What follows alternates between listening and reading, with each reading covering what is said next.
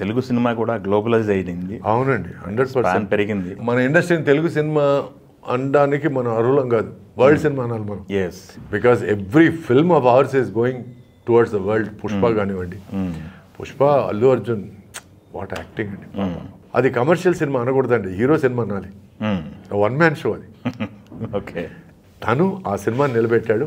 ఆ క్యారెక్టరైజేషన్ రాసిన director is great. ఫర్దర్గా మిమ్మల్ని ట్రాన్స్ఫర్మేషన్లో చూసిన కొత్త డైరెక్టర్లు కానీ చిన్న పెద్ద డైరెక్టర్లు ఎవరైనా సరే మీ దగ్గరికి ఒక స్క్రిప్ట్ తీసుకురావాలంటే మీరేం చూస్తారు సార్ దాంట్లో?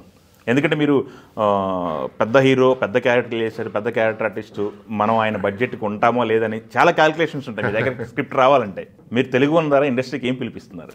బ్రహ్మాండం క్యారెక్టర్ కావాలండి, ఎరగొట్టే క్యారెక్టర్ కావాలి. ఆ సినిమాకి అట్లీస్ట్ 20 to 30% కాంట్రిబ్యూషన్ ఉండాలి ఆ క్యారెక్టర్ వల్ల. సో ఇదంతా పక్కన పెడితే ఎక్కడో నాలో ఉన్న ఒక ప్రొడ్యూసర్, మా ఫాదర్ కూడా ప్రొడ్యూసరు. సో బట్ నేను ఇండస్ట్రీకి వచ్చే టైంకి ఆయనకు చిన్న బ్యాక్ ఫుట్ అయ్యి ఆయన హెల్త్ ప్రాబ్లం వల్ల నేను ఒక అసిస్టెంట్ డైరెక్టర్ గాను, ఒక ఎడిటింగ్ అసిస్టెంట్ గాను పనిచేసి ఆ తర్వాత నా ఫోటోలు తీసుకెళ్ళి ఆఫీస్ తిరిగి మొత్తానికి ఛాన్సులు దక్కించుకున్నాను. సో మీకు ఇప్పుడు బ్యాక్గ్రౌండ్తో వచ్చారా, బ్యాక్గ్రౌండ్ లేకుండా వచ్చారా, బ్యాక్గ్రౌండ్ ఉండి లేనట్టు వచ్చారా? మూడోది కరెక్ట్ అండి, ఉండి లేనట్టు వచ్చాను.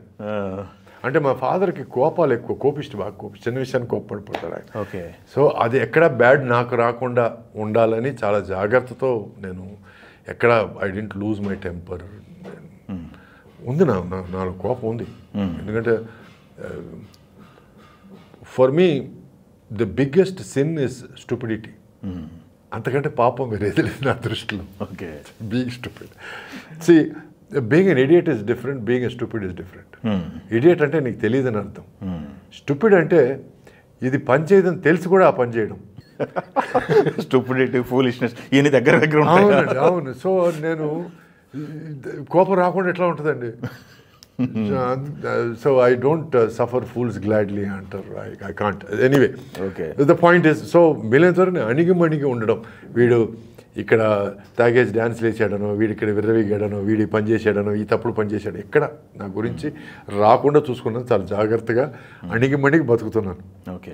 అండ్ ప్లస్ ఏంటంటే నేను ఫంక్షన్లకి, పార్టీలకి వెళ్ళనండి. నా షూటింగ్ అయిందంటే నా ఇంట్లోకి వెళ్ళిపోతాను. మా ఇంట్లో షీల్డ్లు, ఫోటోలు, నిలువెత్తు ఫోటోలు నావి ఏవి ఉండవు.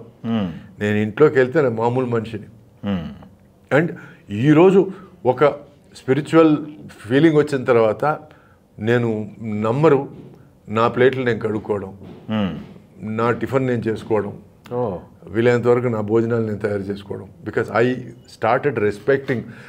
మనం భోజనం ఒక 10-12 వెరైటీలు మన కళ్ళ ముందు ఉంటే వాటి మీద మర్యాద తగ్గుద్దండి. బట్ అదే మిమ్మల్ని నీ భోజనం నువ్వు తయారు చేసుకొని తిన్నట్టు దాని మీద ఎనలేని మర్యాద పుడుతుందండి. Okay, that means you are working for your food. అప్పట్లో అండి మన పాతకాలంలో వేటాడి ఆ వేటని కష్టపడి తీసుకొచ్చి పెళ్ళాంతో కలిపి లేకపోతే ఉన్న ఫ్యామిలీతో కలిపి వండుకొని అందరూ కలిసి ఒక ఆకు మీద తింటుంటే దాంట్లో వచ్చే ఆనందం ఉంది చూడండి, satisfaction. There is nothing compare to that. But we have to go back to that, to our roots, to respect life, to respect nature, to respect everything around us. So మీకు భోజనం మీద మర్యాద కావాలంటే మీ భోజనం మీరు వండుకొని చూడండి, అప్పుడు మీకు మర్యాద పెరుగుతుంది.